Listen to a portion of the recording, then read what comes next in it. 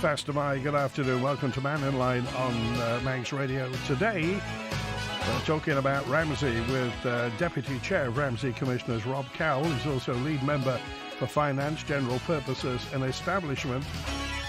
So, the future for Royal Ramsey. If you have any thoughts, you live in and around Ramsey, or you're interested just to see how Ramsey's doing, then by all means get in touch. Text 166 email studio@manxradio.com, WhatsApp 166 or call 66 13 68.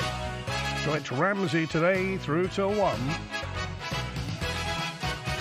Faster Mike, good afternoon. Rob Cowell. Good afternoon, sir. Good to talk to you. Right, lots and lots of questions been coming in from the good people of Ramsey. Excellent. There's a lamppost in the high street causing lots of attention, apparently. What's this about? Certainly is a lamppost in the street causing lots of attention. I think you've got to look at the wider issue here, and it's maintenance and ongoing maintenance.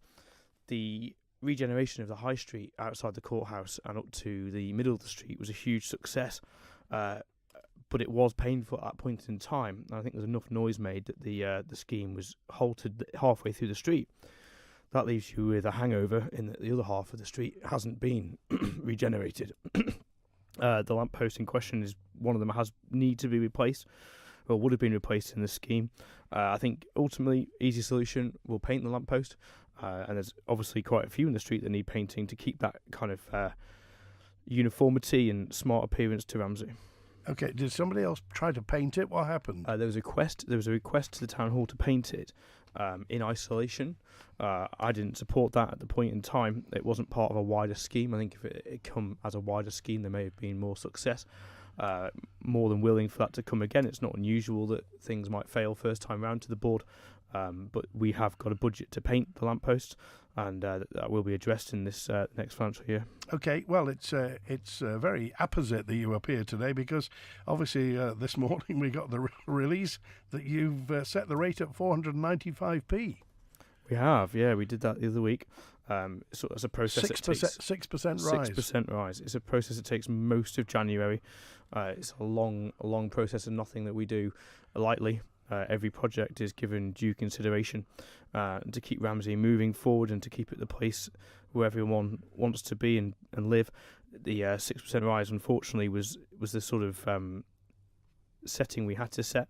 If we continued on normal trajectory, we'd have run a loss. So we just can't do that with inflation. Is this just inflation? It is inflation. Labour costs, or what is it? It's inflation mainly. Obviously, there's labour costs that go up. That's pay increases, but we budget for that, so that's not a massive problem. The 6% will include labour increase for the next year, so we budget for increase forecast. We obviously can't predict it exactly, but I think last year we did, which is fortunate. But the rate does go up. It's just a sign of the moving of the time. I do hope it brings a wider question around rate reform. That's the actual key element here, is that Ramsey, I feel, is really up against its maximum limit. We're up at 500 pence in the pound, and I just feel like we can't go much further in asking the residents of the town. So what's next? When you say reform, how? Yeah, I think local authorities badly need reform. That's my personal belief. I will express that, yes, I'm a commissioner, but we're here talking and I'm here, so it's my understanding. But the Rating and Valuation Act of 1953, 71-year-old piece of legislation that we're still working to. It's so out of date, and it's so unfair, and it's not working. And I think the swimming pools bring light to that. There's plenty of things in the press currently around lots of things, but the actual focus, if you pull that back, is to the rate and the unfairness in the rating system. Right, okay. Oh, well, you as a commissioner will understand this perfectly well. To the person in the street, what does it mean? So why is it, if it's out of date, why is it wrong, and what will putting it right mean? There'll be people who will say there's nothing wrong with the rating system. I pay £400 a year, leave me alone. There's other people who are paying £2,500, £3,000 in the centre of Ramsey, and it's not a fair system. For example, so we pay 6.1 pence in the rate for our northern swimming pool. I know that other local authorities don't pay that rate. So there's unfairness in the system. So the legislation will say you may or you shall, but it's not a case of you will and you have to. So there are local authorities that are playing the game and expecting central government to pick up the bill, and that's will run out of favour. I think it has run out of favour. How do you reform it? I think realistically you've got to look at the model that sort of seems to be accepted as the way forward is the 4+1 standard. I'm a firm believer in that. I think 4+1 might be one too many. It could be 4, but if it's 4+1, 4+1 it is. I think Ramsey should become the first of that, of the Northern Plain. You talk about fairness. For me, to run Ramsey fairly in the future is to absorb the wider Northern Plain as a rate reform. So you'll say Ramsey becomes what they already determine as a service centre, a service hub, and we would provide services to the northern parishes, and the rate would be effectively split out across the northern parishes. So does this signal the end for any of the other northern authorities? No, I don't think so. I think each one would hold their own subcommittee effectively, but I think the main body, I mean, it's a vision, it's a dream, but Ramsey Town Commissioners have 12 members. That's a lot of people. It could be a northern board of 12. I think that's a vision that I would like to move forward with. Okay, let's get to the lines now. First of all, we've got Julian's with us on Manx Radio. Hi, Julian. You're live with Rob Cowell from Ramsey Commissioners. Hi, Andy, and hello, Rob. Hi, Julian. Hiya. It's kind of a conversation that I was following on with Claire Barber about food security, but Ramsey used to be a major fishing port a long time ago, admittedly. Do you think that fishing quotas on the island should be raised along possibly with incentives for people to get into the fishing industry again, especially with Claire saying that there may be potentially large increases in transport prices due to emission taxes on on shipping and things? Yeah, thank you, Julian. I actually listened to your conversation with Claire Barber there regarding food security and the interesting comments about the carbon footprint and the taxes that will come along associated with that. The Isle of Man is its own country, and we should be self-sufficient as much as possibly we can be. We're lucky in Ramsey. There's a farmer's market every weekend. There's a lot of homegrown produce that's sold in the town. We've got some fantastic shops. Camelli's is another one, and that's a fishing shop that brings in fish from the bay and sells it on the high street. And we're so lucky that for me was a COVID success. People are lining the quayside to buy fish. Should they raise the quota? I think that's a wider question. And if it's sustainable, yes, fishing has to be sustainable, because otherwise, there's no point taking a short-term gain. This has to be a long-term viewpoint. Yeah, I mean, looking at the quotas, am I right in saying that the entire fleet quota for the season is 100 tonnes at the moment? You are more educated than me, Julian, on that. I'm afraid I couldn't tell you the exact quotation. The reason I say that is, if you look at, say, historically, the Isle of Man Examiner on August the 3rd, 1956, reported that the previous Saturday, the old measure, 1,000 crans or 170 tonnes of fish were landed in one day. And then you've heard recently on Manx Radio's news that dolphins and whales are up in numbers, with large amounts of herring and skate and different kinds of fish being seen. It just makes me wonder if we might be missing a trick here. I mean, the prices of things, I noticed things like scallops on the island here, extremely expensive. And I just wonder why that is when we're landing it here.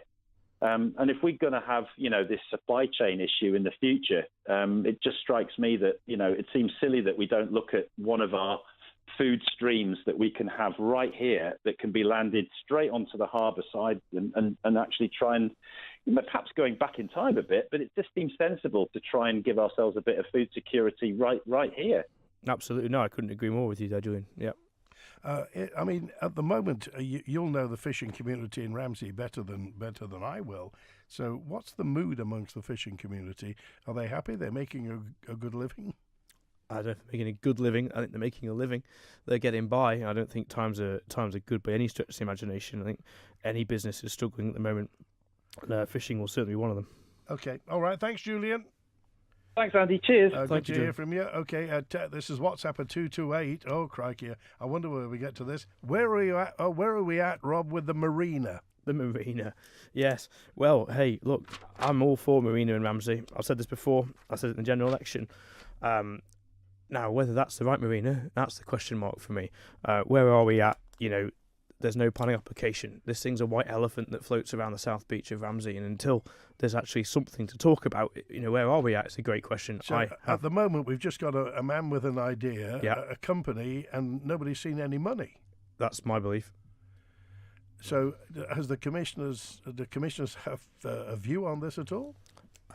Whether the commissioners have an actual predetermined view, I don't think that's fair to say.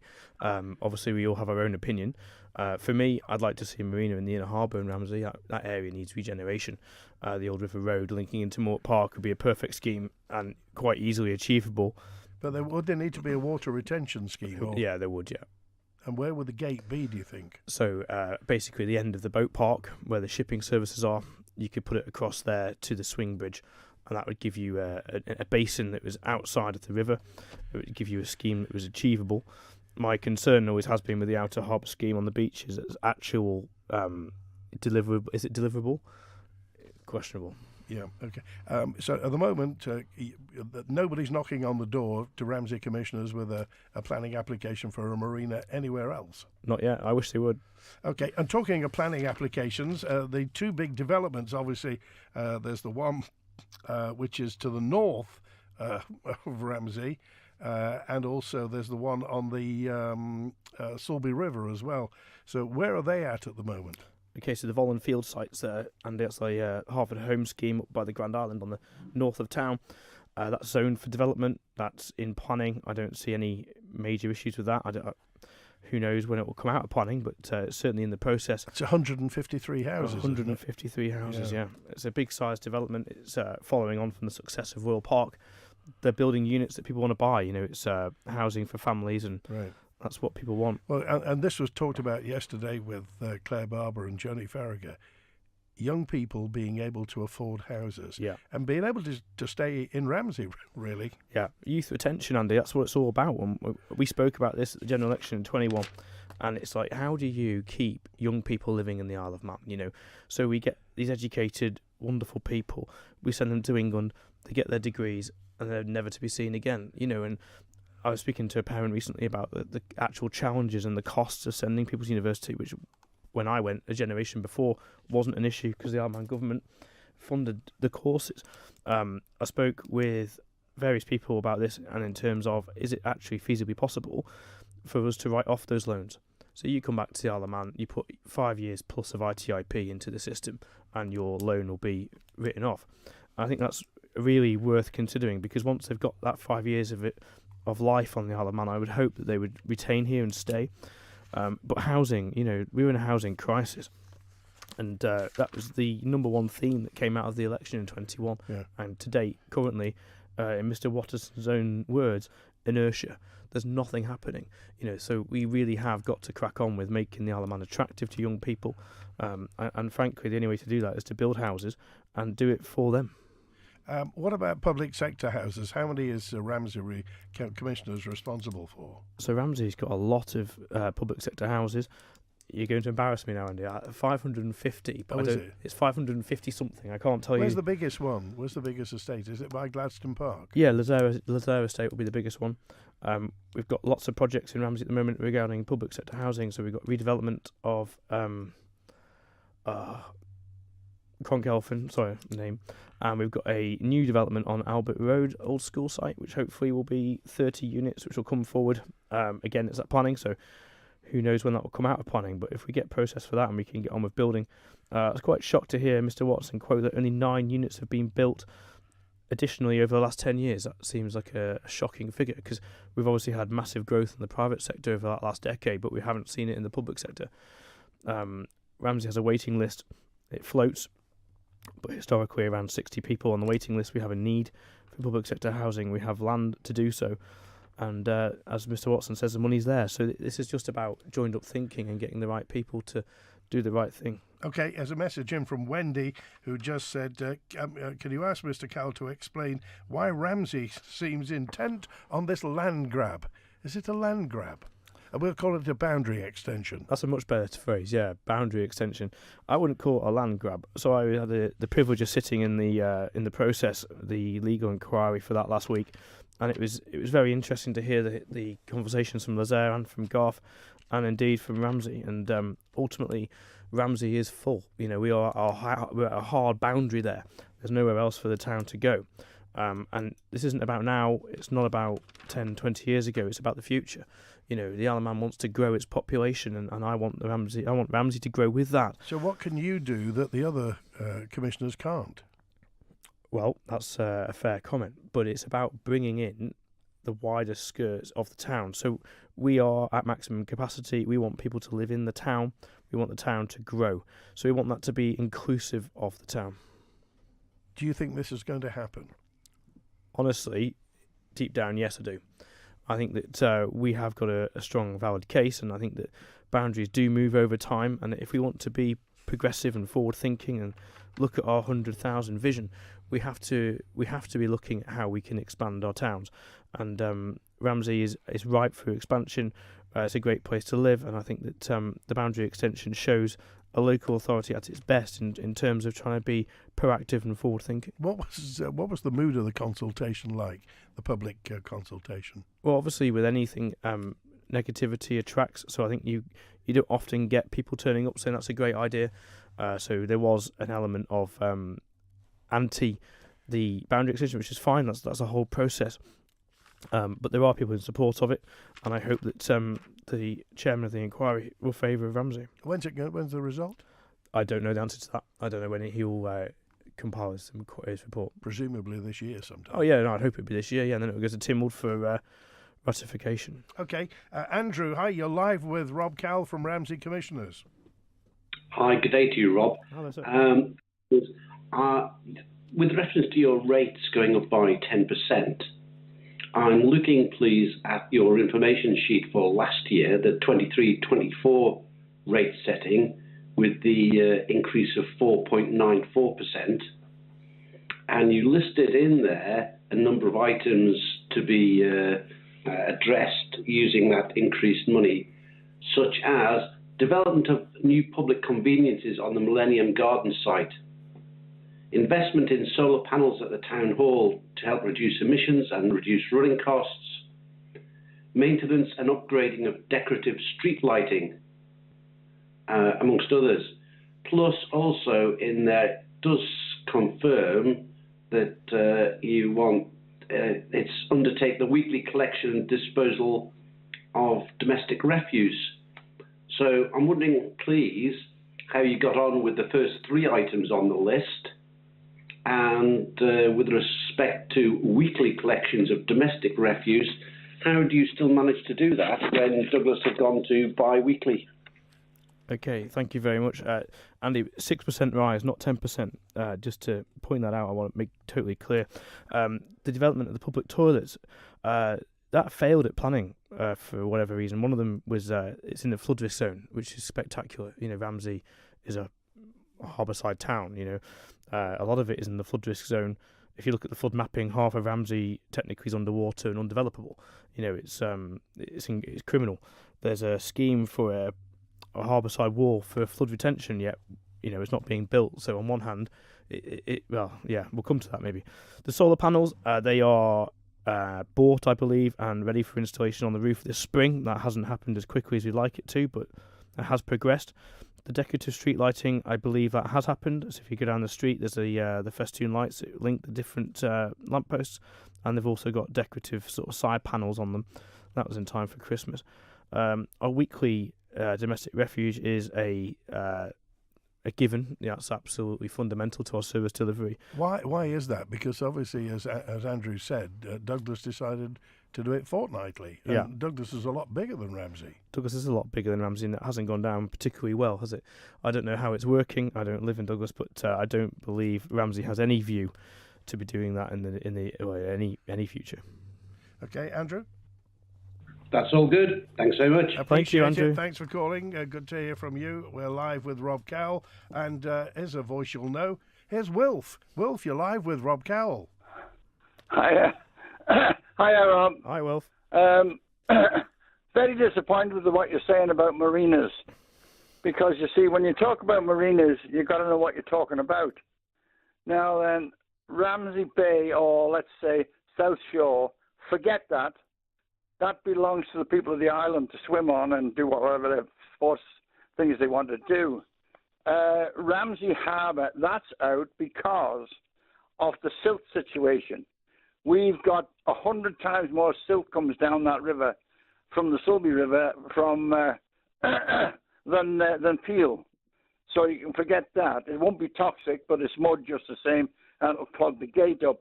So you can forget that. Now, the old harbour, that can be done, but the expense of that is just out of this world, because the old harbour is much shallower than the main harbour, and if you're any good for boats to be able to sail in and out of there, you've got to have it the same depth.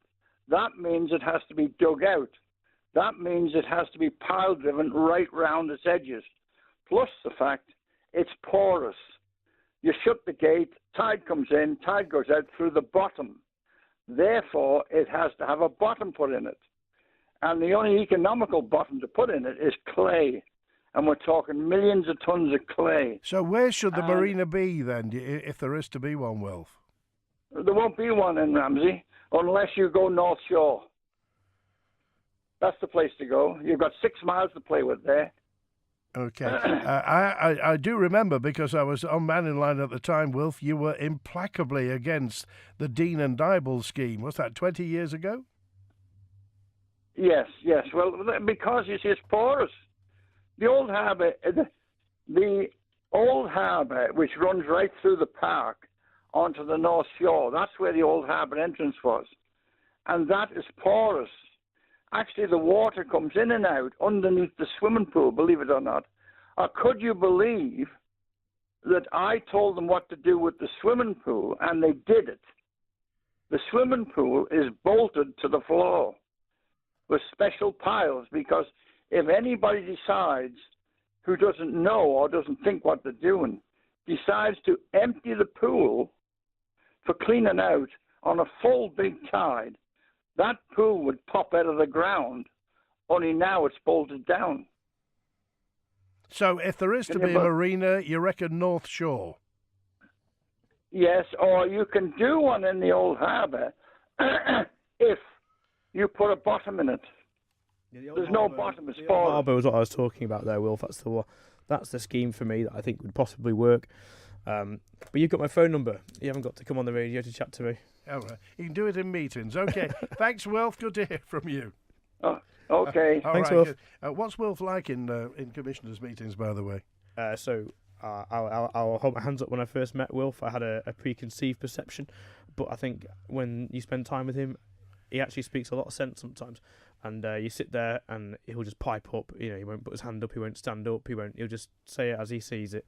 And sometimes as he sees it is spot on, in my opinion. Okay. And, of course, gets a democratic vote every time, gets a democratic mandate from the people of Ramsey every time. Absolutely.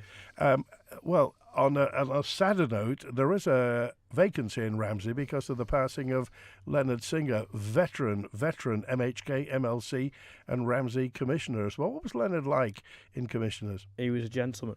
He really was excellent and very calm, very level-headed, but obviously decades of experience to the role, and he was very good at just putting a calming hand on the situation, and he just leveled the board out, and he'll be sadly missed. Okay, and a vacancy now. If anybody's interested in becoming a commissioner, putting their name forward, what do they do?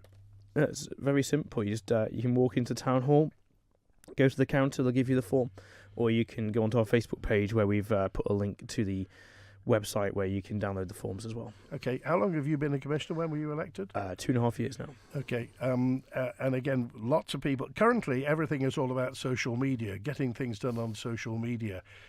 This is old school. We're talking about getting votes from real people on real paper, becoming a commissioner. Why did you want to do it? I'm a big fan of the old school, Andy. I think old school's is still the future. I'm not a fan of the whole social media world. It has its place, but I don't think it has its place in running the world. Why did I get involved with being a commissioner? Like many other people, I got upset about certain things, and at the time, Town Clerk Peter Whiteway said to me, "Rob, if you want to sort it out, there's only one way to do it." And I thought, right, I'll have a go. And I think on the whole, enjoyed myself. It's been a very challenging process. It will test your abilities, that's for sure. But no, on the whole, it's very enjoyable. Okay, and you mentioned the harbour side wall. Actually, we got a message in about that. Somebody saying, obviously, that was meant to be a flood prevention wall, but did the commissioners not agree with it and DOI withdrew the funding? Where are we with that? Yes, this is quite a sorry state. I couldn't tell you. It'd be 2 years ago. It came to the commission, and it was a glass wall, redeveloped, electric charging. There's a significant loss of parking, but it was aesthetically pleasing, and it was safe, and it looked the part. And the budget was £2.9 million, and the money was there, and the project was there, and they were going to deliver it. But the commissioners, as a board, didn't like the scheme. Just because of the loss of parking? Loss of parking. And then that found favour with the community. The community didn't like it either. We then set about a sort of select committee, 3 or 4 commissioners, the Chamber of Commerce, the Fishing Authority, the Harbour Board, the Lifeboat. Everyone was there with a stake interest, and we built a scheme that we thought was perfect for Ramsey, and went back to DOI, and the DOI were involved in that committee. The drawings have been submitted, I believe. It hasn't gone to planning. There isn't finance in place, but from what I've gathered, that £3 million is now north of £6 million. The money's gone, and Ramsey has been left out, and it's down to us to fight for the town and fight for investment. The last regeneration was probably north of 10 years ago, but it was a huge success, clear for everyone to see. So investment in the town is exactly what we need, but that can only really come from central government. Sure, but the parking thing resonated with people because people love that free parking on the quayside to wander through to Parliament Street. So losing that amount of parking, surely they understood that, didn't they? Yeah, of course. I mean, at the heart of any town is its business community, and you've got to get people to be able to use those businesses, and free parking is, I think, one of Ramsey's biggest USPs. But the herringbone parking on the quayside is dangerous. It doesn't really work at the moment. Hopefully the scheme would address that and make it a safer environment. It badly needs doing, and I hope that at some point very soon we'll be getting some money for it. Okay, a note in from Tammy, who just said, good to hear Rob Cowell. Haven't heard Ramsey. Well, Joe McGuinness was on last year, and coincidentally, like London buses, Lamara Crane's here tomorrow representing the Manx Green Party.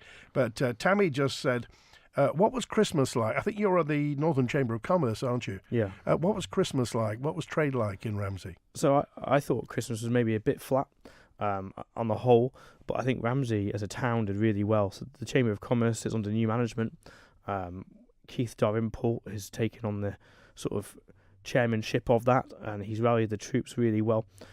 James, who's got the Ramsey Garden Centre, put a huge amount of effort into Christmas, and it really was impressive to see a community come together.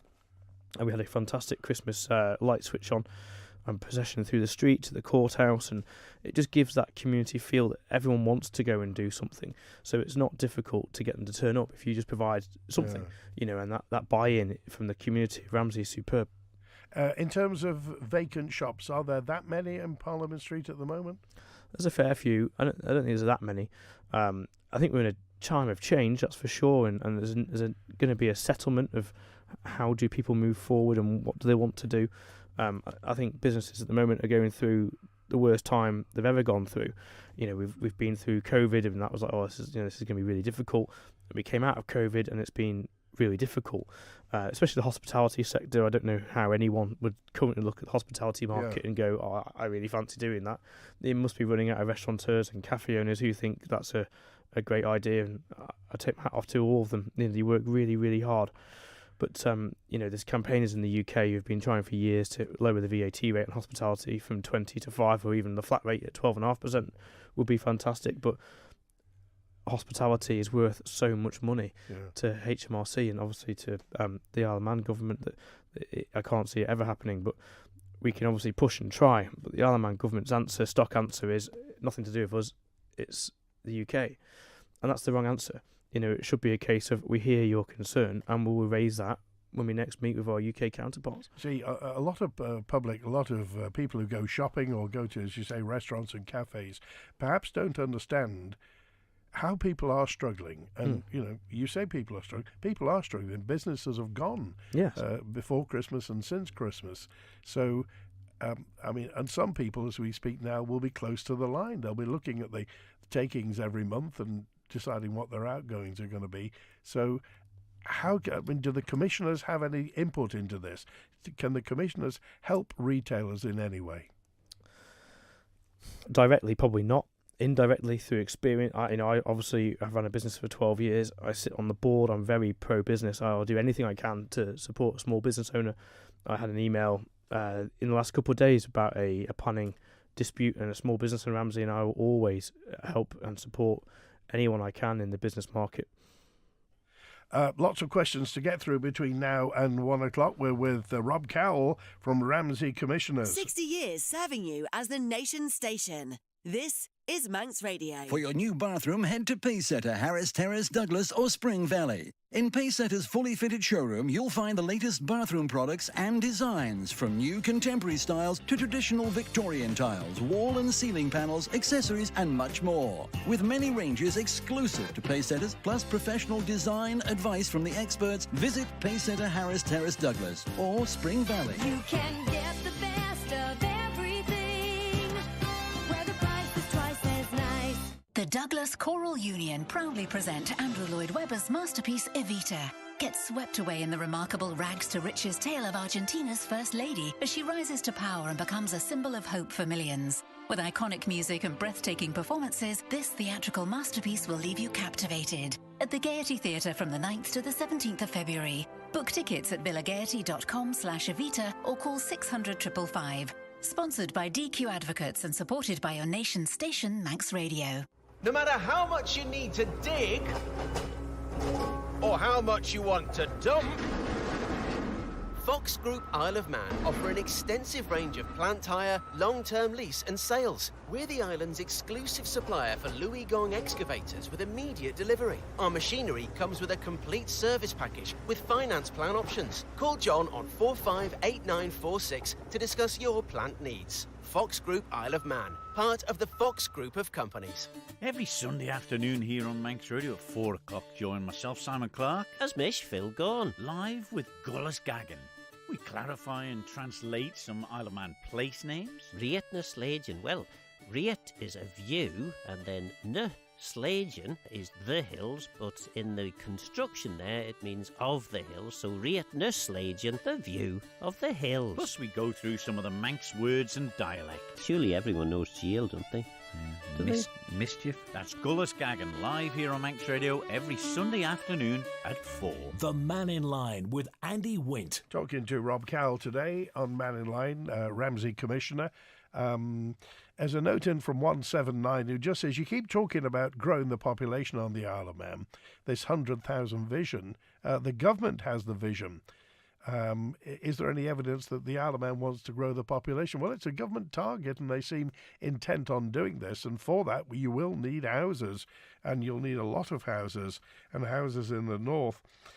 Just another note also. Thank you, Dick, who just said, why doesn't Ramsey take over the whole of Mackle, take it down to take the boundary to Bulgan Rock and incorporate Mackle into Ramsey? Just saying, why there are other commissioners putting rates up a lot more than Ramsey? Why do you think that is, Rob? That's a minefield. What a question. How can I answer that? I don't know. We're very, very prudent. We work very hard at keeping costs down. We always run a finance project and we do our best. I don't know. I could not comment. I mean, obviously, the new housing estates that are going to be up, that will be shoveling a lot of rates your way as well. Are you planning for the future with that in mind? We don't. I think it's fair to say that once they're built and the rates are incoming, that would be a great bonus. But we look at running the town today and tomorrow and not in 5 years' time. Okay, just also another question in regarding the rate reform, as you mentioned. The lady said she didn't quite catch all of that. Could you run it through, please? Again, the rate reform. How should we reform rates on the Isle of Man? That's a huge question, isn't it? How do I do that in 2 minutes? So obviously, Ramsey's rate take roughly net is about £3.2 million.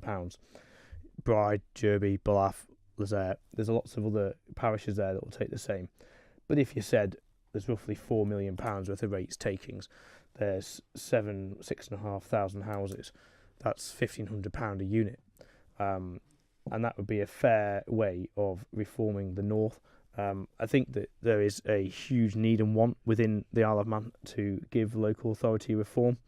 How that's delivered is obviously too difficult because no one's actually delivered it. As I said, that legislation is 71 years old, and no one's had the bottle to tackle it. I think that you'll see that come change in the next general election. I believe that will be a mandate that will be delivered, and I hope that reform will come through that process. But how we achieve that, I'm quite a simplistic guy, but obviously that won't be the actual final result. There'll be a huge amount of work, but I do believe it's achievable. Okay, all right. This is on a personal level. What do you feel about onshore wind and the onshore wind farm that's going to be in the south of the Isle of Man? Are you pro or anti? So I'm pro green energy. I'm pro anything like that, as long as it's financially viable, as long as it's sensible. I'm not for it at any cost. That's not at all acceptable. So there's obviously reports in the headlines here that the onshore wind budget of about £40 million. If we look at the government's track record of delivering on projects on target, that's a dream figure. That probably won't happen. You look at the Kroger gas proposal; they were looking for circa the same money, £40 million of investment. And again, the simplistic in me thinks, well, why can't the government do a joint venture?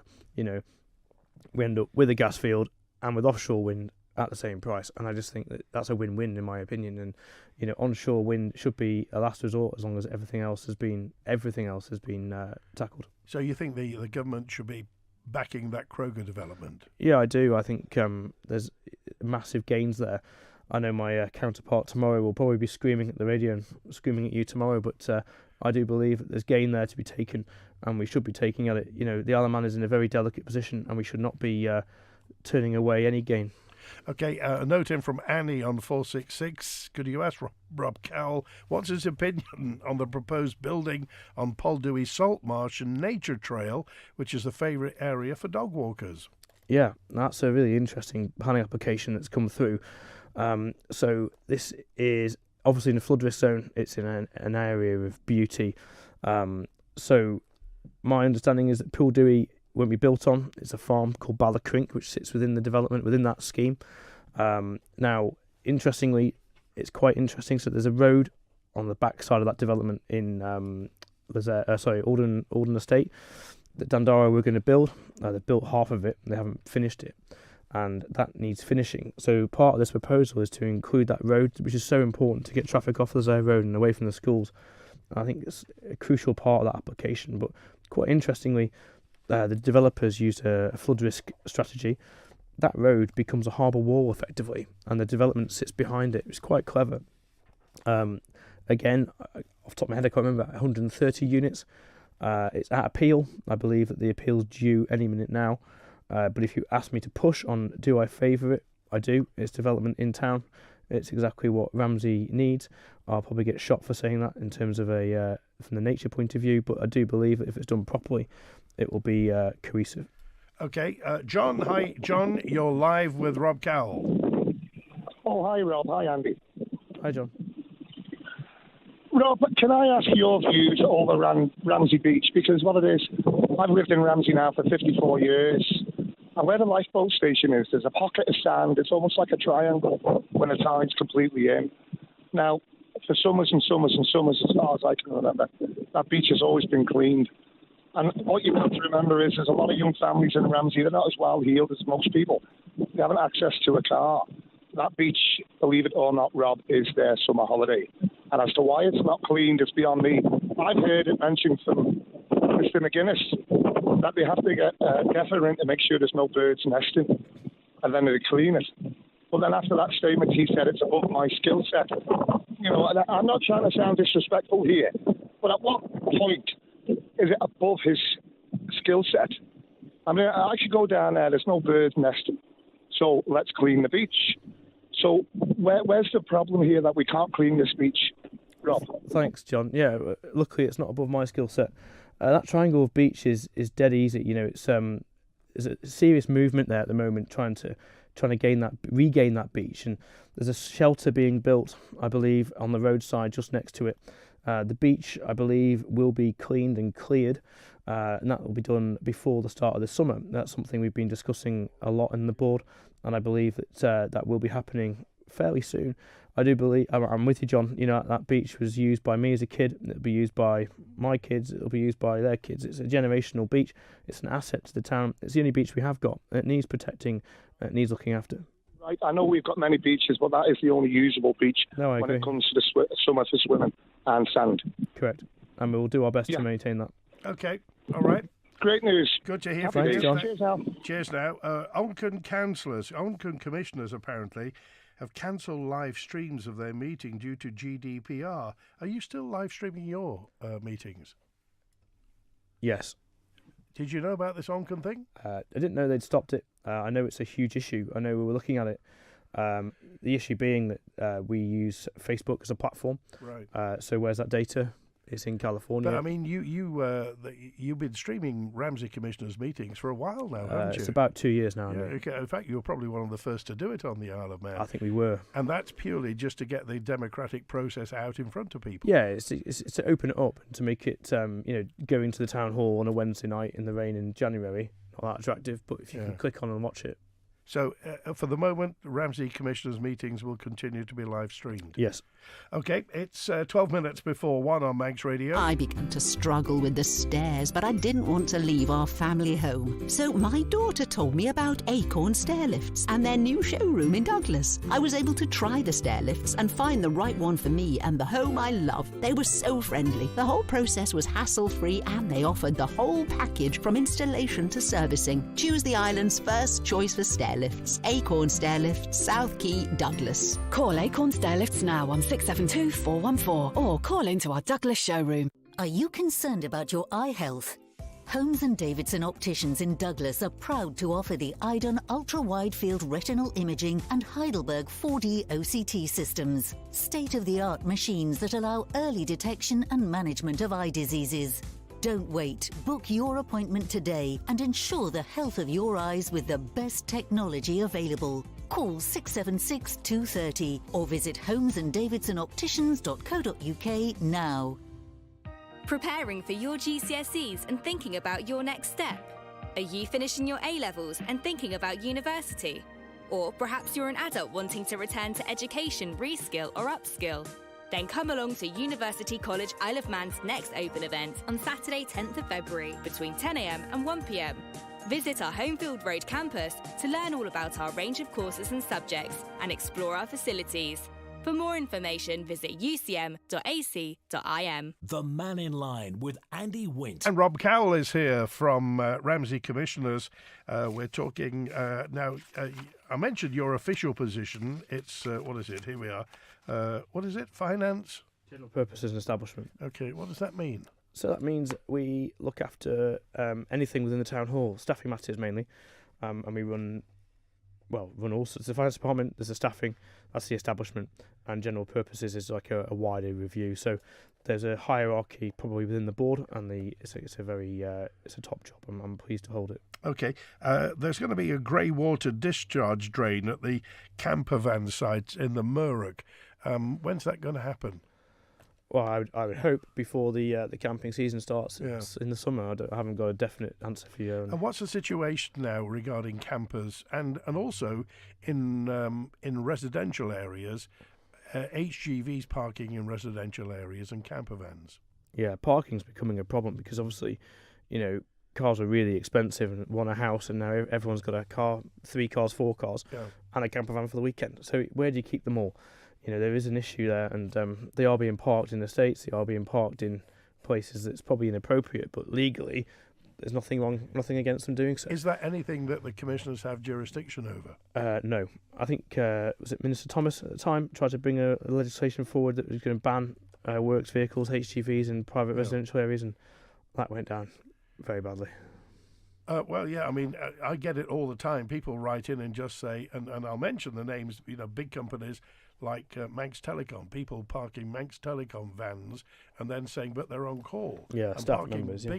Big Manx. It's nothing against the staff member, but obviously the company is saving on a car park wherever they're supposed to be. Well, yes. Okay. The commissioners, are you responsible for footpaths and potholes? Is that your?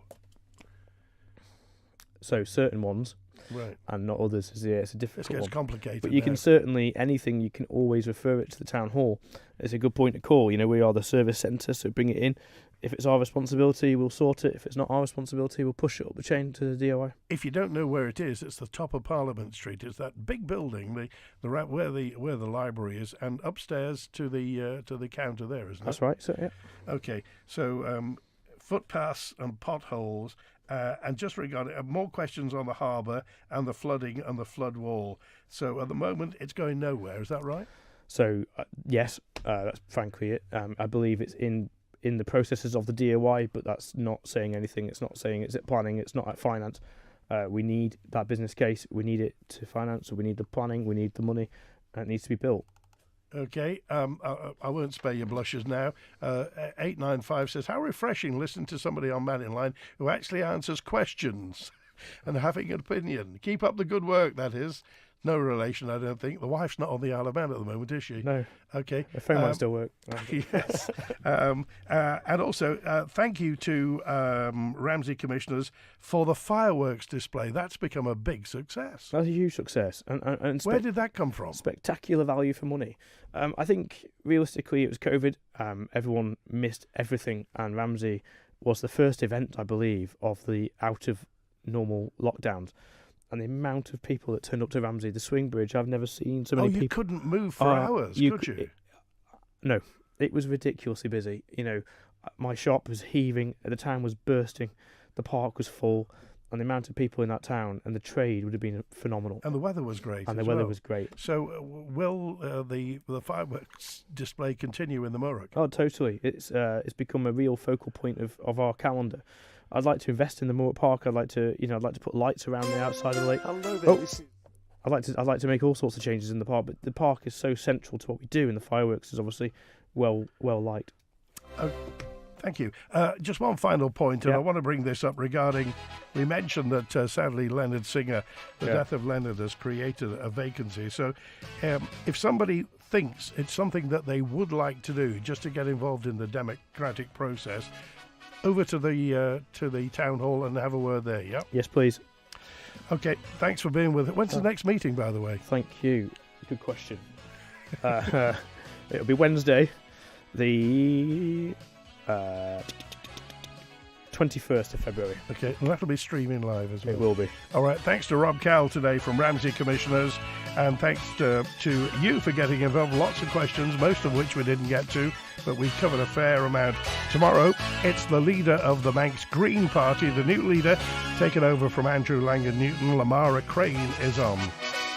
Thanks to Chris Quirk on the phones today. Vintage Kelly's Eye on the way.